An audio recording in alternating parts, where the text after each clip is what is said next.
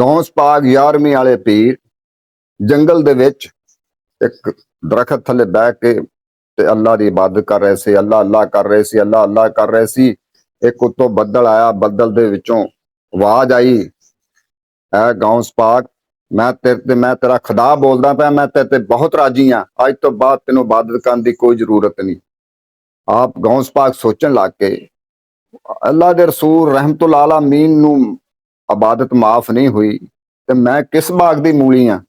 आपने क्या जरूर आपने क्या ला हौला व कुव्वत इल्ला बिल्लाह अली वसीम ते विचों जड़ा शैतान आ ओदे पड़किया अग निकली, आवाज आई, हैं क्या गौस पाक तेरे इल्म ने तेनू बचा लिया। मैं हैं जदों आवाज आई तो आपने क्या हाजा मिन फजले रब्बी, और शैताना मेरे इल्म ने मैनू नहीं बचाया, अल्लाह दे फजल ने मैनू बचाया।